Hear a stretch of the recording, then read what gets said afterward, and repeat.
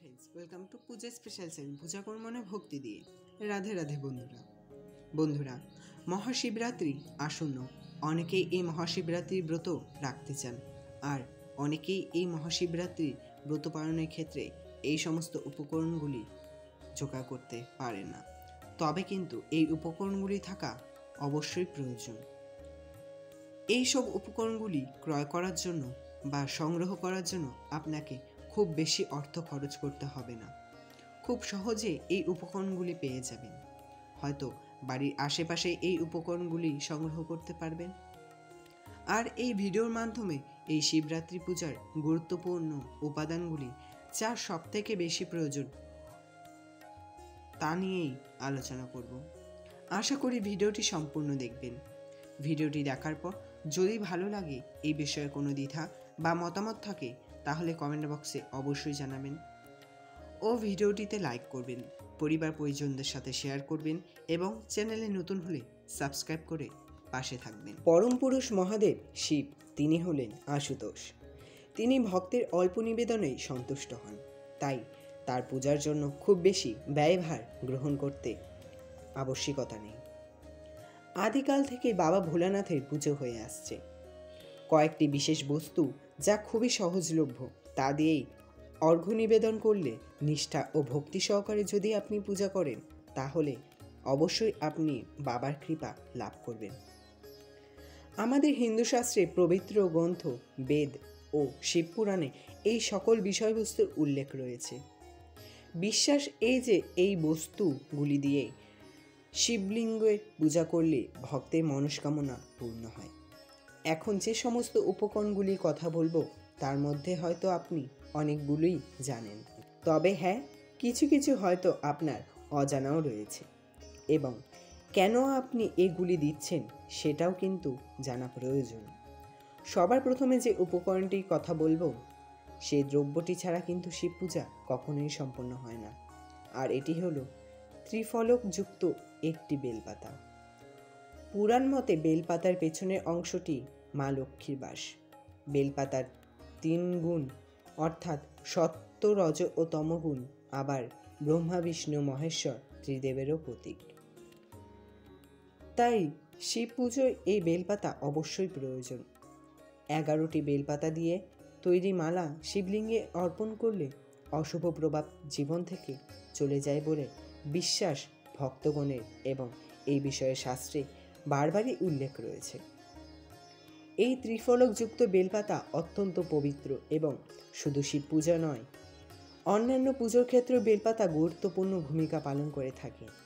বিশেষ করে শিব পূজার ক্ষেত্রে এই উপকরণটি অবশ্যই প্রয়োজন। যদি বেলপাতা না পেয়ে থাকেন, তাহলে সেক্ষেত্রে অশোক পাতা, বট পাতা, পিপল পাতা, এমনকি আপনি আম পাতা দিয়েও এই মহাশিবরাত্রি পালন করতে পারেন। তবে শতবার হলেও চেষ্টা করবেন একটি হলেও বেলপাতা জোগাড় করার। দ্বিতীয় যে উপকরণটির কথা বলবো, এটি গ্রামেগঞ্জে সর্বত্রই দেখতে পাওয়া যায়। কিছুটা ধূসর, সাদা, বেগুনি রঙের এই ফুল বাবার অত্যন্ত প্রিয় ফুল, আর তা হলো ধুতুরা ফুল। বিবিধ পুরাণ অনুযায়ী শিবলিঙ্গ ধুতুরা ফুল দিয়ে পূজা করলে জীবনে সমৃদ্ধি আসে। এই ধুতুরা ফুল দিয়ে পূজার মাধ্যমে জীবন অনেক সহজ বলে মনে হয়। ভগবান শিব থাকেন কৈলাস পর্বতে, আর এমন স্থানে আহার ও ওষুধের প্রয়োজন হয় যা শরীরকে উষ্ণতা দেবে। ধুতুরা হলো সেই রকমই এক ধরনের ঔষধ, সুতরাং এই ধুতুরা ফুল শিব পূজার ক্ষেত্রে অবশ্যই প্রয়োজন। তৃতীয় যে দ্রব্যটির কথা বলবো, হয়তো সেটিও আপনি জানেন, এবং এটিও কিন্তু গ্রামেগঞ্জে সর্বত্রই দেখতে পাওয়া যায়, আর তা হলো আকন্দ ফুল। এই আকন্দ ফুলের 5টি খণ্ড থাকে, যা শিব পঞ্চানন রূপকে নির্দেশ করে। আকন্দ ফুলের রং হয় সাদা, যা সহজতা ও সরলতার প্রতীক। আবার কোথাও কোথাও বেগুনি বা ধূসর রঙেরও দেখতে পাওয়া যায়। শিব আশুতোষ, তিনিও সহজ ও সরল, তাই আকন্দ ফুল শিবের অত্যন্ত প্রিয় একটি ফুল। পুরাণ অনুসারে শিব পূজায় একটি আকন্দ ফুল অর্পণ করার অর্থ হল সোনা দান করার মতো ফল পাওয়া যায়। এই আকন্দ এক প্রকার ঔষধি গাছ। তবে এই গাছটির বিষাক্ত অংশ হলো গাছটির পাতা ও কষ। তাই গাছটি থেকে যখন ফুল তুলবেন তখন সাবধানতা অবশ্যই অবলম্বন করবেন। কিন্তু শিব পূজায় অবশ্যই আকন্দ ফুল থাকা প্রয়োজন। এরপরে যে উপকরণটির কথা বলবো ফুল, এবং এই ফুলটির নাম কিন্তু শিবের অপর নাম। নিশ্চয় বুঝতে পেরেছেন, ফুলটির নাম হলো নীলকণ্ঠ, যাকে আমরা নীল অপরাজিতা বলেও জেনে থাকি। যেহেতু শিব সমুদ্র মন্থনের সময় যে গরল অর্থাৎ বিষ বা হলাহল উঠে এসেছিল তা তিনি নিজের কণ্ঠে ধারণ করেছিলেন বলেই তার অপর নাম হয় নীলকণ্ঠ। যার কারণে এই শিব পূজায় এই নীলকণ্ঠ ফুলটি বিশেষভাবে প্রয়োজন। আর এই নীলকণ্ঠ ফুলও আমরা অতি সহজেই পেয়ে থাকি। এই ফুলটি যিনি বাবাকে নিবেদন করেন তার ভেতরের সহ্য শক্তি ক্ষমতা বৃদ্ধি পায়। সমস্ত কাজের সাফল্যের পেছনে এটা সবথেকে বড় অন্যতম শর্ত হলো সহ্য শক্তি। তাই শিবরাত্রির ব্রত পালনের ক্ষেত্রে এই ফুল সংগ্রহ করতে হবে। এরপর যে ফুলটির কথা বলবো তার নাম কল্কে ফুল। এই ফুল গাঢ় হলুদ রঙের, যা ত্যাগের প্রতীক। দেবাদিদেব মহাদেব নিজেও ত্যাগের প্রতীক। তাই কল্কে ফুল বাবাকে নিবেদন করার মধ্যে দিয়ে আপনার অন্তরে ত্যাগ তিতিক্ষার জাগরণ ঘটবে। এবং এর পরের দ্রব্যটি হলো চাপা ফুল। চাপা ফুলের গন্ধ আশীর্বাদ ও শুভ কামনা বয়ে আনে। এই ফুল ভগবান শিবের পায়ে উৎসর্গ করা হয়। ঠিক যেমন ভক্তরা তাদের সমগ্র সত্তা তাদের পায়ে উৎসর্গ করে, তেমনটাই এই 5 প্রকার ফুলের অর্থাৎ ধুতরা, আকন্দ, চাপা, নীলকণ্ঠ এবং কল্কে, এই ফুলগুলি অবশ্যই চেষ্টা করুন এই শিবরাত্রি ব্রত পালনের সময় সংগ্রহ করতে। যদি পারেন তবে একটি হলেও চলবে। যদি কোনো কারণে সবকটি ফুল সংগ্রহ করতে না পারেন তাহলে অন্তত একটি ফুল অবশ্যই সংগ্রহ করবেন। এরপর যে উপকরণটি বলবো তা অবশ্যই সংগ্রহ করা প্রয়োজন, আর তা হলো দুধ ও গঙ্গা জল।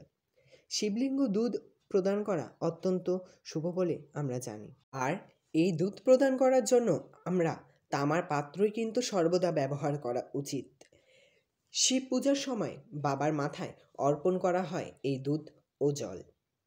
আবার এই লিঙ্গ গায়ে দুধ ও জল ঘষে স্নান করানোর বিধিও আছে শাস্ত্রে। বিশ্বাস করা হয় এর ফলে জীবন সুখের হয়। তাই অবশ্যই এই দুধ ও গঙ্গা জল সংগ্রহ করুন এবং তার সাথে সংগ্রহ করুন ঘি, দই ও মধু। এই যে গঙ্গা জল, দুধ, দই, ঘি, মধু এগুলোকেই একত্রে বলা হয় পঞ্চামৃত। মহাশিবরাত্রির দিন এই পঞ্চামৃত দিয়ে শিবলিঙ্গে অভিষেক করানো অত্যন্ত শুভ বলে মনে হয়। এর পাশাপাশি যে উপকরণগুলি প্রয়োজন তা হলো দূর্বা ঘাস। শিবলিঙ্গে এই দূর্বা ঘাস অর্পণের মাধ্যমে নিরোগ জীবন লাভ করা যায়।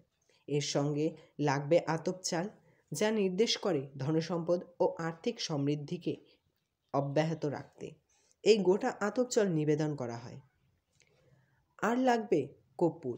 এই কর্পূরের সুগন্ধ ভগবান শিবের সবথেকে প্রিয়। এর গন্ধ পরিবেশকে শুদ্ধ ও পবিত্র করে। কর্পূর দিয়ে পুজো করলে ভগবান শিব অত্যন্ত প্রসন্ন হন এবং তারই সঙ্গে প্রয়োজন কালো তিল। শিবলিঙ্গে কালো তিল প্রদান করে অনেকে শনিদেবের 7.5 দশা কাটায়। আর লাগবে শ্বেত চন্দন, 5 প্রকার ফল, তার মধ্যে বেলফল অবশ্যই থাকবে এবং ধুতরা ফল থাকবে, এবং আপনার সামর্থ্য অনুযায়ী নৈবেদ্য। যদি পারেন তাহলে সাদা রঙের যে কোনো মিষ্টি বাবাকে অর্পণ করা অত্যন্ত শুভ এবং তা বাবার পছন্দেরও। এবং সবথেকে বেশি প্রয়োজন আপনার মনের ভক্তি, প্রেম ও নিষ্ঠা।